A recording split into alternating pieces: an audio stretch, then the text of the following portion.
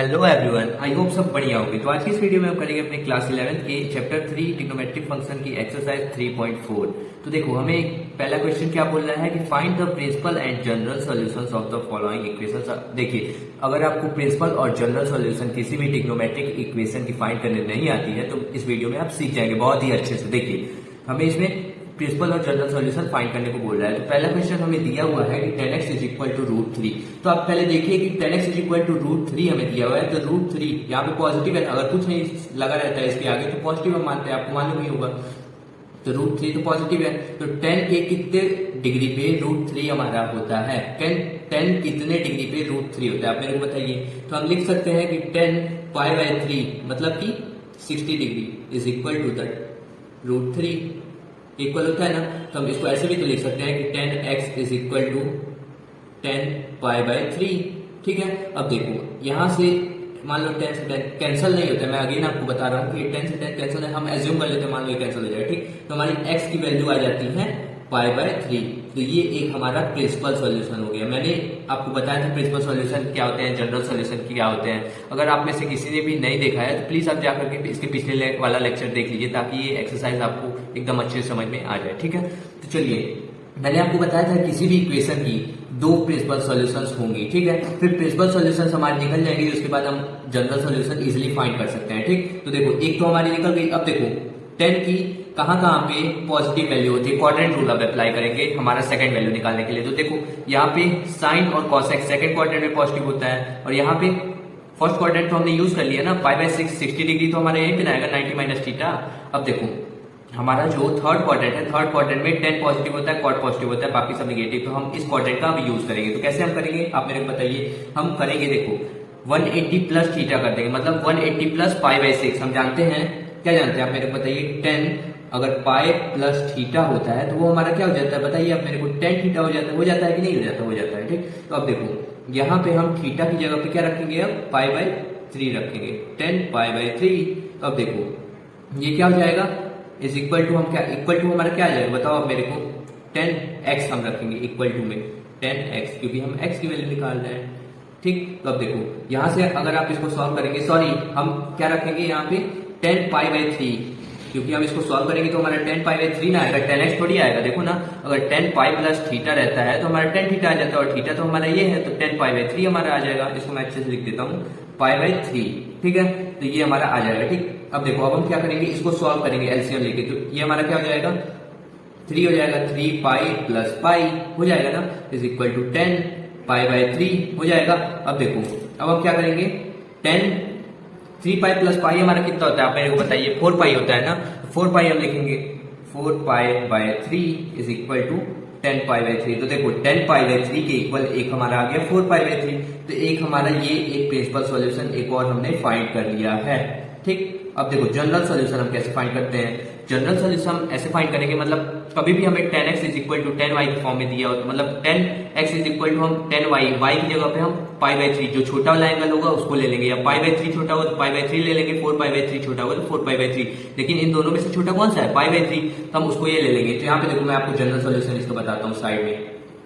सो देखो इसका general solution क्या होगा, पहले हम लिखेंगे वी नो दैट, क्या हम जानते हैं बताइए आप मेरे को, कि जब हमारा 10x is equal to 10y होता है तो क्या होता है, जब 10x is equal to 10y होता है तो हमारी जनरल सॉल्यूशन क्या होती है आप मेरे को बताइए। x is equal to n π + y हो जाता है, where n belongs to integer z।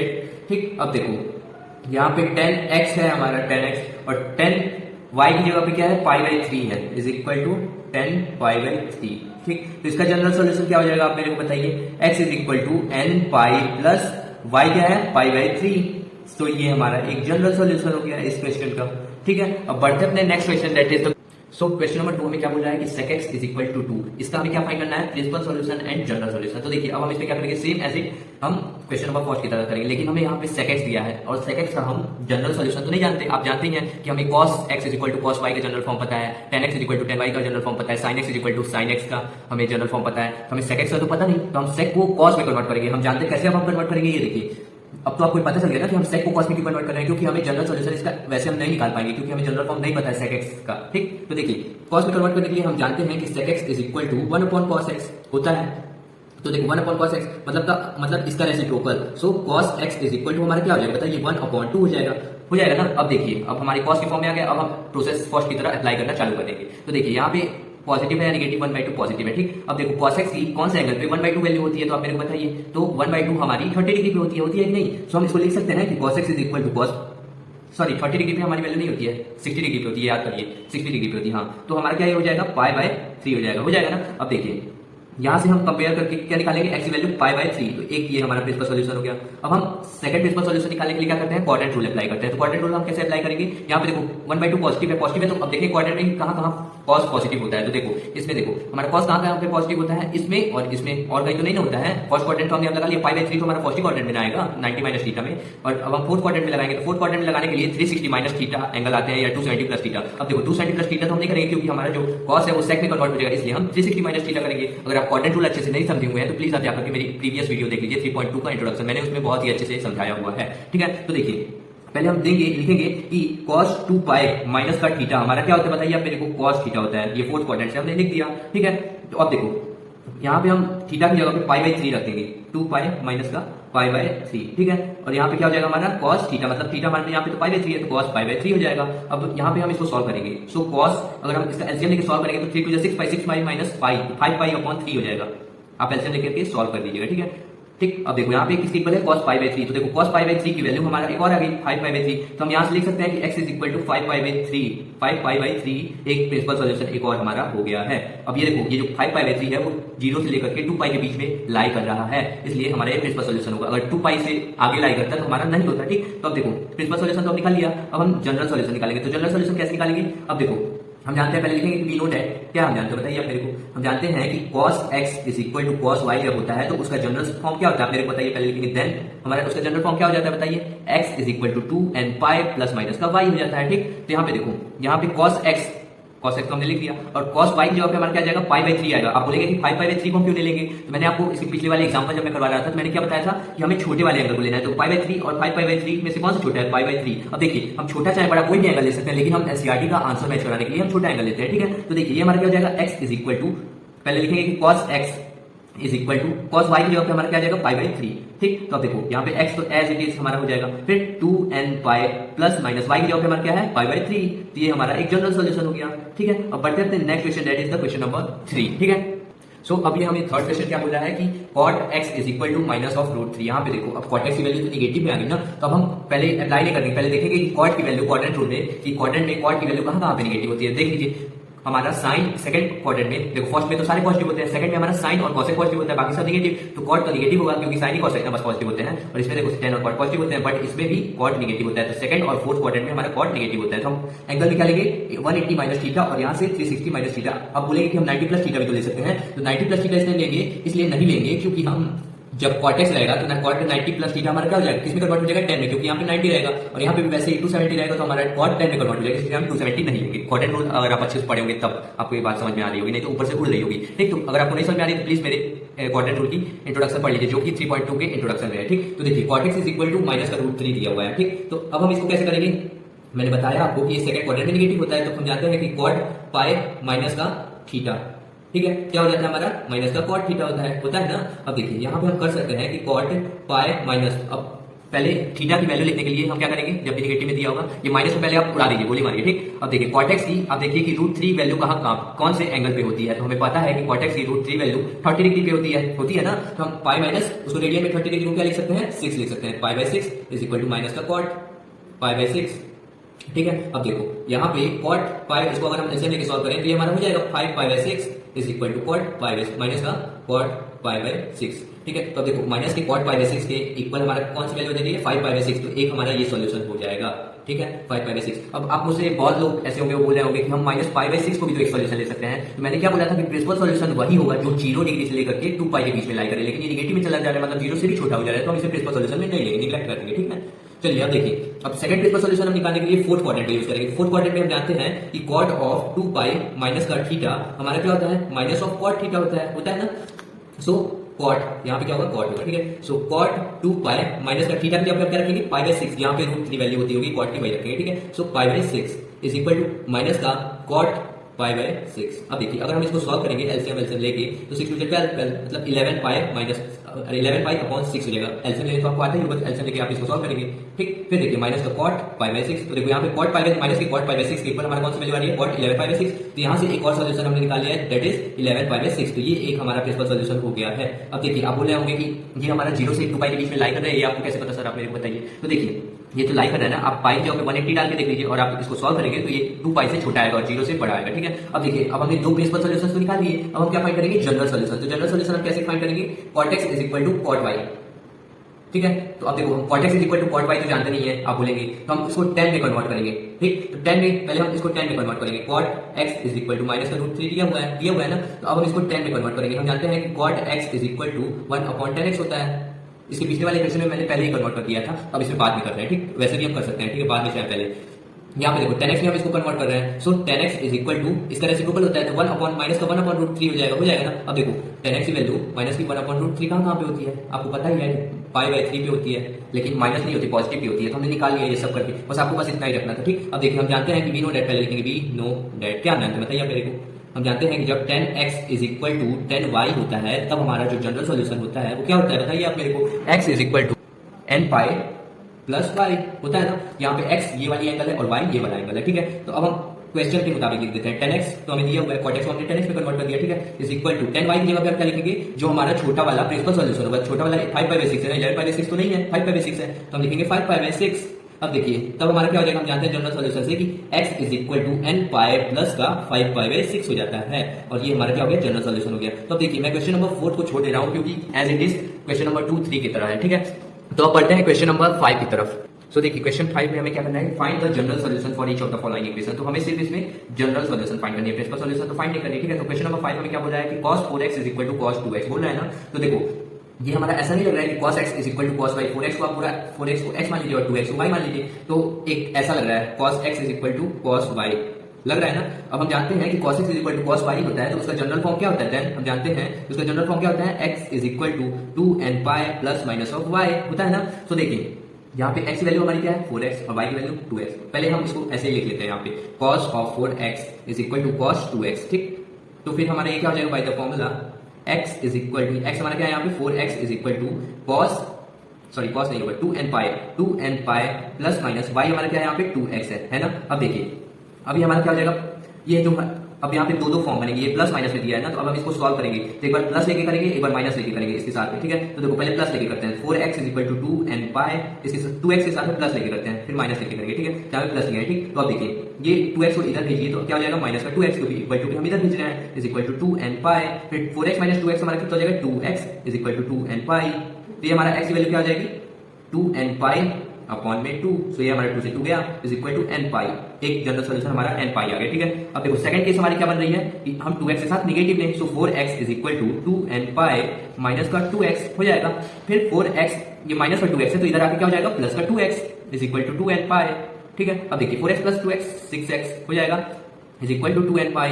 फिर देखिए 6 को हम डिनोमिनेटर में भेज देंगे क्योंकि डिवाइड में भेजेंगे, क्योंकि यहाँ पे इनटू में और इक्वल टू उधर जाएगा तो डिवाइड में हो जाएगा, सो 2n पाई अपॉन में 6 हो जाएगा, फिर 2 × 2 2 3 6, so x is equal to क्या हो जाएगा 1/3n पाई। एक जनरल सॉल्यूशन हमारा ये हो गया और एक ये हो गया। ठीक है, तो अब बढ़ते हैं next question, that is the question number 6। सो देखिए 6 नंबर क्या बोल रहा है कि cos 3x plus cos x minus का cos 2x is equal to 0। ठीक है, इसका हमें जनरल सॉल्यूशन फाइंड करना है। तो आप लोग के काफी लोगों के दिमाग में आ रहा होगा कि हम इसमें cos x plus cos y का फॉर्मूला लगा दें, फिर आएगा जो उसके बाद देखा जाएगा। ठीक है, तो और कुछ लोगों के दिमाग में एक क्वेश्चन उठना ही चाहिए कि हम इसके साथ भी तो लगा सकते हैं cos 3x cos 2x के साथ या cos 3x या cos x के साथ, तो इसमें हम किसके साथ पहले लगाइए, हम कैसे पता करेंगे। तो मैंने आपको बताया था कि हम इसको पता करने के लिए जो एंगल होता है ना उसका हम सम करते हैं। ठीक है, मान लो 3x है और फिर मान लो इसका और इसके साथ हम फॉर्मूला लगाएंगे। ठीक, तो इसका एंगल का सम और इसके एंगल का सम करेंगे। ठीक, तो हमारा कितना हो जाएगा 5x हो जाएगा। फिर आपको क्या करना है अपॉन 2 मतलब 2 से डिवाइड कर देना है, और 2 से डिवाइड करने के बाद जो एंगल आएगा मतलब 5/2x एंगल होना चाहिए यहाँ पे जो दूसरा ट्रिग्नोमेट्रिक फंक्शन होगा। ठीक है, तो यहाँ पे तो x है तो इसको हम नहीं लेंगे पहले। ठीक, हम किसको लेंगे 3x प्लस x को देख लेते हैं। देखो 3x प्लस x करेंगे तो कितना हो जाएगा 4x हो जाएगा, और इसको हम 2 से डिवाइड करेंगे तो कितना हो जाएगा 2x हो जाएगा ना। तो हम 2x तो हमारा है यहाँ पे, तो हम किसको लेंगे इसको पहले लेंगे, तो हम cos x plus cos y का पहले फॉर्मूला लगाएंगे। तो देखिए हम जानते हैं कि cos x plus cos y का फॉर्मूला क्या होता है बताइए आप मेरे को, होता है हमारा माइनस का 2 cos x plus y upon 2, फिर इंटू में क्या हो जाता है हमारा cos ही रहता है x माइनस y अपॉन 2 रहता है। ठीक, अब देखिए यहाँ पे हम क्या करेंगे cos 3x plus cos x minus का कॉस 2x दिया हुआ है इक्वल टू में 0। तो इस दोनों के ऊपर हम ये वाला फॉर्मूला लगाएंगे। तो यहाँ पे हमारा x की जगह पे क्या है 3x है और y की जगह पे क्या है x है। तो देखिए 2 cos 3x plus x 4x 3x देखो ना 3x plus x upon 2 a plus b upon 2 फिर इंटू में cos a minus b, so 3x minus का x अपॉन का 2 फिर माइनस का cos 2x, ये तो हमें दिया ही हुआ है इज इक्वल टू 0। सो क्या हो जाएगा हमारा 2 cos 4x upon 2 4x upon 2 2 अंदर 2 2 या 4 हो जाएगा। फिर इंटू में cos 3x में से x जाएगा तो हमारा कितना बचेगा 2x अपॉन में 2, फिर 2 से 2 कैंसिल हो जाएगा, फिर माइनस का cos 2x is equal to 0। So इसको देखिए 2 cos 2x इंटू में cos x फिर माइनस का cos 2x is equal to 0। अब देखो यहाँ पे भी cos 2x है और यहाँ पे भी cos 2x है, तो हम इसको कॉमन कर लेंगे cos 2x को, ठीक है। फिर देखो यहाँ पे क्या हो जाएगा 2 cos x, यहाँ पे cos 2x को अगर हमने कॉमन कर लिया तो 2 cos x ही ना बचेगा, और फिर यहाँ पे देखो क्या बचेगा माइनस का cos 2x को हमने कॉमन कर लिया है तो 1 बचेगा क्योंकि यहाँ पे कुछ भी नहीं है, ठीक, इज इक्वल टू 0। अब हम देखो इसको एक बार 0 के साथ इक्वेट कर देंगे और एक बार इसको 0 के साथ इक्वेट कर देंगे। अगर आपको मालूम होगा कि अगर हमको x ऐसे दिया हो कभी भी एक्सप्रेशन तो हम एक बार x को 0 के साथ ले लेते हैं, एक बार y प्लस 1 के 0 के साथ ले लेते हैं, ठीक है। तो सेम इसमें हम करेंगे cos 2x को 0 के साथ ले लेंगे, cos 2x is equal to 0। तो अब हम इसका जनरल सॉल्यूशन क्या कैसे निकालेंगे हम जानते हैं, लिखेंगे कि वी नो दैट क्या कि जब हमारा cos x is equal to 0 होता है देन क्या होता है मेरे को बताइए आप, then x is equal to what 2n plus 1 pi by 2 होता है ना। तो ठीक, अब देखो यहाँ पे हमारा x की जगह पे 2x है, ठीक, तो x की जगह पे 2x है, पहले हम लिखेंगे cos 2x is equal to 0 हमें दिया हुआ है, ठीक, तो x की जगह पे हम क्या रख देंगे 2x रखेंगे, then 2x is equal to 2n plus 1 into में पाई बाई 2। अब ये देखो 2x है यहाँ पे इंटू में, तो इसको हम डिवाइड में भेज देंगे, इधर इक्वल टू उधर जाएगा तो डिवाइड में हो जाएगा, ठीक। सो 2n प्लस 1 पाई बाई 4 हो जाएगा, 2 इंटू 2 हो जाएगा तो पाई बाई 4 हो जाएगा। ये हमारा एक जनरल सॉल्यूशन हो गया ना, ठीक। अब हम इसको 0 से इक्वेट करेंगे तो देखिए क्या होगा 2 cos x माइनस का 1 equal to 0, so 2 cos x equal to 1, so cos x is equal to 1/2। अब देखो cos के किस डिग्री पे 1/2 हमारा होता है तो आप मेरे को बताइए 60 डिग्री पे होता है, तो हम उसको रेडियन में कैसे लिख सकते हैं cos pi by 6 is equal to 6 नहीं 3 लिखेंगे, पाई बाय 3 रेडियन में 60 डिग्री को, ठीक है, is equal to cos x, ठीक। अब देखो x की वैल्यू हमारे यहाँ से क्या आ जाएगी पाई बाय 3 1 आ जाएगी, ठीक है, एक हमारी पाई बाय 3 आ गई। अब हम देखिए अब इसमें हम जानते हैं जनरल सॉल्यूशन इसका कैसे निकलेगा, वी नो दैट पहले लिखेंगे वी नो दैट क्या कि जब cos x is equal to cos y होता है, cos x is equal to cos y, then हमारा जनरल फॉर्मूला क्या हो जाता है x is equal to 2n pi plus minus of y। तो देखो इसको पहले हम लिख लेते हैं cos x is equal to, मैंने इसको पहले cos x को पहले लिख देता हूँ, cos पाई बाई 3 को बाद में लिख देते हैं, ठीक है। तो देखो यहाँ पे x की जगह पे हमारा x ही रहेगा, देन हमारा फॉर्मूले से हमारा क्या हो जाएगा बताइए, मेरे को दिख रहा होगा, ठीक है। तो सॉरी दिख नहीं रहा है तो अभी सो अब दिख रहा होगा, देखिए देन हमारा क्या हो जाएगा, मैंने क्या बोला कि we know that cos x is equal to cos y जब होता है तो हमारा जनरल फॉर्मूला क्या होता है x is equal to 2n pi plus minus y, so cos x is equal to cos pi by 3 दिया हुआ है हमारा, देखो ना ये तो है हमारे पास, यहाँ पे x की वैल्यू क्या है x ही है और y की वैल्यू क्या है पाई बाई 3 है। तो देखो फॉर्मूले से हम क्या x की जगह पे x ही हमें दिया हुआ है और फिर 2n pi plus minus y हमारा क्या है पाई बाई 3, तो ये एक हमारा और जनरल सॉल्यूशन हो गया। तो हमने इसका जनरल सॉल्यूशन फाइंड कर लिया। बढ़ते हैं next question, that is the question number 7। तो देखिए क्वेश्चन नंबर 7 हमें क्या बोल रहा है कि sin 2x plus cos x is equal to 0 हमें दिया हुआ है और हमें इसका जनरल सॉल्यूशन फाइंड करना है, ठीक है। तो हम कैसे करेंगे आप मेरे को बताइए। पहले हम देखेंगे कि हम यहाँ पे क्या कर सकते हैं, तो आप पहले देखिए हम यहाँ पे क्या कर सकते हैं। हम जानते हैं कि sin 2x is equal to formula कुछ होता है, याद करिए, कुछ आ रहा है माइंड में, घूम रहा है कि नहीं घूम रहा, ठीक। तो देखो sin 2x is equal to क्या होता है 2 sin x cos x होता है, हम जानते हैं। तो पहले हम इसे सिंप्लीफाई करेंगे, इसमें देखो ना उसके अलावा तो हम कुछ कर नहीं सकते, साइन के साथ तो आप कुछ कर ही नहीं सकते। देखो यहाँ पे sin x आ गया तो मैंने दिमाग लगाया कि sin x कॉमन हो सकता है, कुछ हो सकता है, इसलिए मैंने इसको कन्वर्ट कर दिया 2 sin x इंटू में cos x प्लस का sin x is equal to 0, ठीक। तो अब देखो यहाँ से हमने sin x को अगर कॉमन कर लिया तो यहाँ पे हमारा क्या हो जाएगा 2 cos x plus 1 sin x है ना, तो sin x को तो हमने कॉमन कर लिया है, तो यहाँ पे क्या बचा कुछ नहीं बचा तो 1 हो जाएगा, ठीक, इज इक्वल टू 0। तो अब देखो अब हम इन दोनों को इसको एक बार 0 से इक्वेट कर देंगे, इसको एक बार 0 से इक्वेट कर देंगे क्योंकि दोनों इनटू में है, ठीक है। तो देखो sin x is equal to 0, तो हम जानते हैं कि sin x is equal to 0 होता है तब उसका जनरल सॉल्यूशन क्या होता है x is equal to n pi, तो ये एक हमारा जनरल सॉल्यूशन हो गया, ठीक। अब देखिए अब हम सेकंड वाले को इक्वेट करेंगे, तो 2 cos x plus 1 is equal to 0, so 2 cos x is equal to minus 1, फिर cos x is equal to ये 2 इंटू में है तो इधर भेजोगे तो कैसे हो जाएगा डिवाइड हो जाएगा, तो 1 अपॉन माइनस 1 अपॉन 2। अब ये देखिए cos पहले क्वाड्रेंट रूल में देखिए कि cos कहाँ पे निगेटिव होता है, ठीक है। cos देखो कहाँ पे निगेटिव होता है, क्वाड्रेंट रूल इसके लिए हमें देखना होगा। तो देखिए cos जो हमारा है वो कहाँ पे निगेटिव होता है बताइए आप मेरे को, वेट। सो देखिए cos तो हमारा कहाँ पे निगेटिव होता है, यहाँ पे sin और cos पॉजिटिव होते हैं, बाकी सब निगेटिव, तो यहाँ पे cos भी निगेटिव होगा, तो सेकंड क्वाड्रेंट एक है हमारा। यहाँ पे देखो यहाँ पे tan और cot पॉजिटिव होते हैं, बाकी सब निगेटिव, तो यहाँ भी cos निगेटिव होगा, तो एक बचा हमारा सेकंड क्वाड्रेंट और एक थर्ड क्वाड्रेंट, तो 180 माइनस थीटा करेंगे, ठीक है। सो हम जानते हैं कि cos 180 माइनस का थीटा हमें क्या देता है, माइनस का कॉस थीटा देता है ना। तो देखो यहाँ पे हम थीटा की वैल्यू आप लोग सोच रहे हैं कि क्या रखें, तो कॉस के किस एंगल पे 1/2, माइनस को मार दो गोली, ठीक है। कॉस के किस एंगल पे 1/2 वैल्यू आती है आप मेरे को बताइए, तो वो आती है हमारी 60 डिग्री पे, और 60 डिग्री को हम रेडियन में क्या लिख सकते हैं, π/3 लिख सकते हैं ना, ठीक। तो अब देखिए इज इक्वल टू माइनस का कॉस ऑफ π/3, हमने थीटा की जगह क्या रख दिया है π/3। अगर आप इसको सॉल्व करेंगे एलसीएम लेके तो क्या हो जाएगा हमारा 3π - π, सो 2π/3 हो जाएगा, ठीक है। एलसीएम लेके तो आते ही होगा आपको, ठीक। अब ये क्या हो जाएगा माइनस का cos π/3, तो माइनस के cos π/3 के इक्वल हमारा क्या आएगा cos 2π/3, तो हमारी एक x की वैल्यू क्या निकल के आ गई 2π/3 आ गई ना। तो अब हम इससे एक जनरल सॉल्यूशन पहले हम निकालते हैं। तो देखो हम जानते हैं, पहले मैं कहेंगे वी नो दैट, क्या जानते हैं cos x is equal to cos y जब होता है cos x is equal to cos y। आपको क्वेश्चन सॉल्व करते करते आपको पता हो जाएगा कि कब हमें क्या यूज करना है, ठीक है। तो इसकी प्रैक्टिस हो जाएगी, आप उसकी टेंशन मत लीजिए कि हमें कैसे इतने सारे फॉर्मुलेस याद होंगे, ठीक। तो देखो जब cos x is equal to cos y होता है तो क्या होता है हमारा x is equal to 2n pi plus minus का y, ठीक। तो हमारा cos x दिया हुआ है, cos x देखो ना यहाँ पे cos x है, और हमारा इसका सॉल्यूशन क्या आया है 2π/3, सो इक्वल टू हमें क्या लेना पड़ेगा cos 2π/3, ठीक। अब देखो यहाँ पे x की वैल्यू क्या है, x है, और y की वैल्यू क्या है 2π/3, तो हम यहाँ से फॉर्मूले से क्या लिख सकते हैं, then x is equal to 2n pi plus minus of y हमारा क्या है 2π/3, है ना। अब देखो ये हमारा एक और जनरल सॉल्यूशन हो गया। अब हम वैसे ही एक और फाइंड कर सकते हैं, लेकिन हम बस इतना ही करते हैं, दो ही, ये एक हमारा जनरल सॉल्यूशन हो गया और एक हमारा ये हो गया, ठीक है। अब बढ़ते हैं next question, that is the question number 8। Sorry आपको ये दिखा नहीं होगा, देख लीजिए। देखो cos x is equal to यहाँ तक तो आपको दिखाई है, फिर देन हम जानते हैं कि x is equal to 2n pi plus minus y की जगह पे हमारा क्या है 2π/3, तो 2π/3 हमने रख दिया, ठीक है। अब बढ़ते हैं next question, that is the question number 8। सो देखिए क्वेश्चन नंबर 8 हमें क्या बोल रहा है कि sec square 2x is equal to 1 minus sec tan 2x। तो देखिए मैं इसमें सोच रहा हूँ कि क्या करूँ, मैं इसमें क्या कर सकता हूँ, सोचो। देखो इसमें हम कर सकते हैं कि sec स्क्वायर 2x मतलब sec square x is equal to 1 plus tan square x, हम जानते हैं ये हमारी आइडेंटिटी होती है, ये हम तो क्लास 10 से पढ़ते आ रहे हैं ना। तो देखो यहाँ पे हम क्या लिख सकते हैं 1 plus tan square x, 1 plus tan square 2x, x की जगह पे हमारा क्या है 2x है, देखो ना। सो हम यहाँ पे 2x लिखेंगे is equal to 1 minus tan 2x। अब हम ये वाले टर्म्स को इधर ट्रांसफर करेंगे, तो देखो पहले देखो 1 से तो 1 कैंसिल हो जाएगा, इधर आएगा तो माइनस का हो जाएगा, तो ऐसे भी आप देख सकते हैं, ठीक। अब देखिए tan स्क्वायर 2x या माइनस का tan 2x है, तो इधर आएगा इक्वल टू, इधर आएगा तो किसका हो जाएगा प्लस का tan 2x हो जाएगा, इक्वल टू यहाँ पे क्या हो जाएगा 0 हो जाएगा, ठीक है। अब यहाँ से देखो यहाँ पे हम tan 2x कॉमन ले सकते हैं ना, tan 2x को कॉमन, और यहाँ पे क्या बचा tan स्क्वायर 2x है ना, तो tan 2x एक tan 2x को तो हमने कॉमन ले लिया, तो एक tan 2x बचा यहाँ पे, क्योंकि ये स्क्वायर में दिया हुआ है, और यहाँ से तो हमने दोनों से tan 2x कॉमन लिया था, तो यहाँ से tan 2x तो खत्म, इसके बाद तो कुछ है ही नहीं, तो यहाँ पे 1 बचेगा 1, ठीक है, इक्वल टू 0। अब हम इन दोनों को 0 से इक्वेट करेंगे, ठीक है। सो देखो अब हम इसे 0 से इक्वेट करेंगे, so tan 2x is equal to 0। So हमारा जानते हैं कि जब हम कुछ नहीं जानते हैं, साफ सुनो, tan 2x is equal to 0, तो हमारा ऐसा कोई फॉर्मुला नहीं है कि हम कर सके इसे, ठीक है। तो यहाँ पे देखो हम क्या करेंगे, पहले इसे हम छोड़ते हैं, पहले हम इसको निकालते हैं, ठीक। तो देखो tan 2x इज पहले प्लस 1 इक्वल टू 0, इसको हम 0 से इक्वेट किए, ठीक। प्लस 1 को इधर भेज दो, तो क्या हो जाएगा tan 2x is equal to minus का 1 हो जाएगा कि नहीं। अब ये देखो यहाँ पे तो इसका एंगल 2x के फॉर्म में दिया हुआ है, और यहाँ पे -1, तो देखो पहले आप सोचिएगा कि tan के किस एंगल पे हमारा जो वैल्यू होता है वो माइनस का 1 होता है, मतलब 1 होता है। पहले आप ये सोचिए, माइनस को मान लीजिए, गोली मार दीजिए, ठीक, माइनस को उड़ा दीजिए।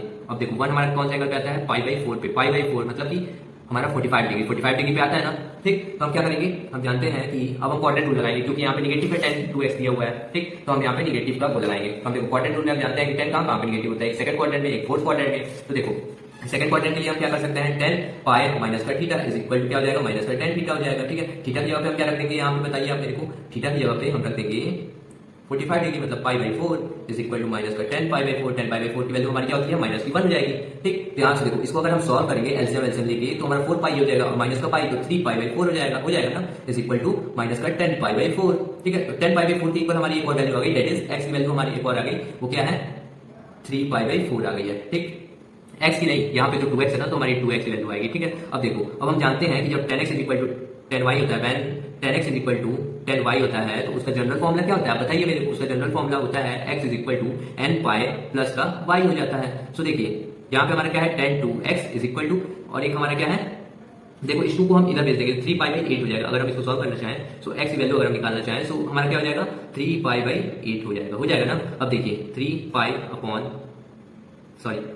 3π/8 हो जाएगा, ठीक है। अब देखिए y की वैल्यू हम क्या यहाँ पे रख देंगे 3π/8। ये पता चला ना आपको कि हमने 3π/8 कहां से ला दिया, 2 को हमने डिनोमिनेटर में इंटू कर दिया, क्योंकि यहाँ पे इंटू में इधर जाएगा तो डिवाइड हो जाएगा, तो ये हमारा कितना हो जाएगा 3π/8। तो यहाँ पे देखो यहाँ पे x की वैल्यू क्या है हमारे पास 2x है, और y की वैल्यू क्या है 3π/8 है। So 2x is equal to n pi plus y की वैल्यू क्या है 3π/8 दिया हुआ है ना, देख लो।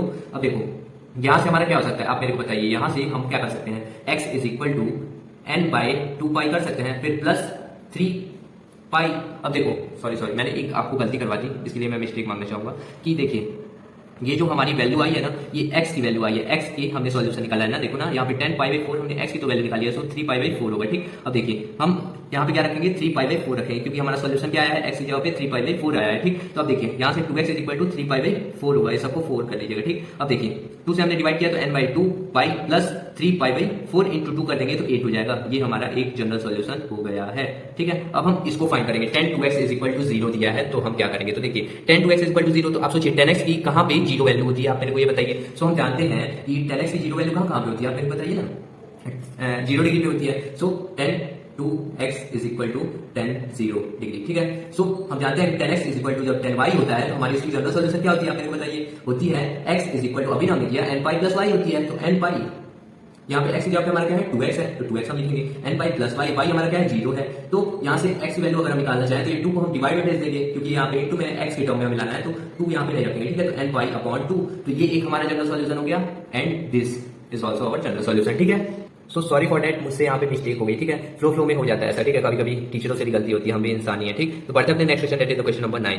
सो मैं क्वेश्चन नंबर 9 को करवाने से पहले आपको ये दोबारा एक्सप्लेन कर दे रहा हूँ, क्योंकि यहाँ पे हमसे मिस्टेक हो गई तो आपको कुछ हौच हो गया होगा। ठीक, तो देखिए यहाँ तक तो आपको समझ में आया होगा। अब देखिए यहाँ से हम 10 2x को 0 से इक्वेट कर दे रहे हैं, 10 2x + 1 को 0 से इक्वेट कर दे रहे हैं। ठीक है, सो 10 2x = 0, सो हम यहाँ पे ये देखेंगे कि 10 की 0 वैल्यू कहाँ पे होती है, तो पहले तो 0 डिग्री पे ना 10 की वैल्यू 0 होती है, तो 10 0 से 0, तो देखो 10 2x = 10 0। अब ये x + y, 10x = 10y के फॉर्म में आ गया, तो हम जानते हैं उसका जनरल फॉर्म क्या होता है, 2x = n π + y, तो y हमारे यहाँ पे क्या है 0 है, तो हमने 0 कर दिया, और इसको अगर हम सॉल्व करें तो n π/2 आ जाएगा। अब देखिए अगर हम इसको 0 से इक्वेट करें, सो 10 2x = ये प्लस का है 1, तो इधर जाएगा तो माइनस का 1 हो जाएगा। ठीक है, हम देखेंगे इस 2 को उड़ा दो और इस माइनस को उड़ा दो। ठीक, अब हम ये देखेंगे 10 के किस एंगल पे -1 होता है हमारा। ठीक है, ठीक, तो इसके लिए हमें क्वाड्रेंट रूल का यूज करना पड़ेगा। तो हम जानते हैं कि सेकंड क्वाड्रेंट में हमारा 10 नेगेटिव होता है, फोर्थ क्वाड्रेंट में, तो हम पहले सेकंड क्वाड्रेंट में लगाएंगे। ठीक, तो देखिए 10 π - थीटा हम जानते हैं कि -tan थीटा होता है। ठीक, और 10 की वैल्यू मतलब tan थीटा की वैल्यू 1 कहाँ पे होती है, π/4 पे, इसलिए हमने थीटा की वैल्यू π/4 रखी, π - π/4, फिर -tan π/4 को अगर आप सॉल्व करेंगे तो -1 ही ना आ जाएगा, इसलिए हमने थीटा की वैल्यू π/4 रखी। तो अगर आप इसको एलसीएम लेके सॉल्व करेंगे तो tan 3/4 = -tan π/4। अब देखिए यहाँ से हम x का एक वैल्यू निकाली है, that is the solution of this equation, that is x 3π/4, 3π/4, x = 3π/4। Well, अब हम जानते हैं कि जब 10x = 10y होता है, तो x जो हमारी जनरल फॉर्म होती है, x = n π + y होती है। तो देखिए हमें 10 2x यहाँ पे दिया हुआ है ना 10 2x, और यहाँ पे -1 है, तो -1 का हमारा सॉल्यूशन क्या है 3π/4, सो 10 3π/4, तो इसको अगर आप सॉल्व करेंगे तो ये हमारा आ जाएगा। बढ़ते हैं next question, that is the question number 9। So question number 9 में क्या बोल रहा है कि sin x + sin 3x + sin 5x = 0। तो आप लोग ये सोच रहे होंगे कि हम पहले किस में लगाएं, sin x + sin y का formula sin x + sin 3x के साथ लगा दें या sin x + sin 5x के साथ। तो देखो हम किसी के भी साथ नहीं लगा सकते, हमें उसका ट्रिक होता है कि अगर जो हमें एंगल दिया हुआ है उसका सम अपॉन 2 करेंगे, तो जो थर्ड एंगल आएगा वो थर्ड एंगल के इक्वल होगा, तो उसे हम लगाएंगे। तो देखो x + 3x करेंगे तो हमारा कितना होगा, मेरे को बताइए। x + 3x करेंगे तो 4x होगा, और 4x को अगर आप 2 से डिवाइड करेंगे तो कितना हो जाएगा 2x हो जाएगा, और 2x हमारा एंगल यहाँ पे तो कोई है ही नहीं। अगर हम इस एंगल को लेते हैं sin x + sin 5x, तो x प्लस यहाँ पे क्या है 5x है, तो यहाँ पे देखो इसको हमारा समझ कितना आ रहा है 6x आ रहा है, और 6x को अगर हम 2 से डिवाइड करते हैं तो 2 3 6 हो जाता है, 3x हमारा आ रहा है और 3x तो है, तो पहले हम sin x + sin 5x लगाएंगे। ठीक है, ये चीज आप याद रखें जो मैंने अभी आपको बताया, नहीं तो आप भटकते रहेंगे इधर उधर की किस में लगाएं किस में नहीं। ठीक, तो देखिए हम इसको ऑर्डर वाइज लिख लेते हैं, sin x + sin 5x, इसमें हमें पहले लगाना है फिर बाद वाला। ठीक, sin 3x = 0। अब हम जानते हैं, वी नो दैट, क्या हम जानते हैं बताइए आप मेरे को, कि जब भी sin x + sin y होता है तो क्या हो जाता है हमारा 2 sin x + y/2, फिर इनटू में cos x - y/2 हो जाता है ना। तो देखिए यहां से हम क्या इसको लिख सकते हैं, 2 sin x हमारा x है और 5x y है। ठीक, सो 2 sin x + 5x/2 इनटू में cos x - 5x/2। ठीक है, फिर देखो यहाँ पे प्लस, अब देखो फॉर्मूला तो हमने यूज कर लिया इसका, अब यहाँ पे हमें आगे क्या दिया हुआ है, प्लस sin 3x दिया हुआ है ना, = 0। ठीक, अब देखिए अगर आप इसको सॉल्व करेंगे तो क्या हो जाएगा हमारा 2 sin x + 5x 6x, और 6x/2 हमारा लिख देता हूँ, चलो एक स्टेप और, 6x हो जाएगा 6x/2, फिर x - 5x, तो हमारा कितना हो जाएगा माइनस का 4x/2 हो जाएगा ना, प्लस sin 3x = 0। ठीक है, अब हम क्या जानते हैं, आपको ये पता है ना कि cos के अगर एंगल में कभी माइनस हो तो cos अपना जो अंदर का माइनस होता है वो खा जाता है ना। तो क्या करेंगे हम, देखिए 2 sin, इसको हम कैसे करें 3 बार में, सो 3x, फिर यहाँ पे देखो cos का 2 बार में कट जाएगा, सो cos 2x प्लस का sin 3x = 0। ठीक है, अब देखो sin 3x को हम यहाँ से कॉमन कर लेंगे, क्योंकि हमें sin 3x यहाँ भी दिख रहा है, sin 3x यहाँ भी दिख रहा है। ठीक, तो हमने कॉमन कर लिया, क्या बचा 2 बचा, और cos 2x बचा, यहाँ पे 2 cos 2x यहाँ पे बचा है। ठीक, यहाँ पे देखो यहाँ पे क्या बचा है sin 3x ही अकेला था जिसको हमने कॉमन कर लिया, तो सिर्फ 1 बचा, जब कुछ भी नहीं जाएगा तो 1 हम ले लेंगे। कॉमन लेने के बाद, ठीक, इक्वल टू 0। अब आप इसको एक बार 0 से इक्वेट कर दीजिए और एक बार इसको 0 से इक्वेट कर दीजिए और आपका आंसर आ जाएगा। मैं इसको यहीं पे छोड़ देता हूं क्योंकि इस तरह के हमने कई सारे किए हैं, ठीक है। तो आज के लिए इतना ही। Thank you for watching this video. If you like this video then subscribe my channel. Okay, thank you.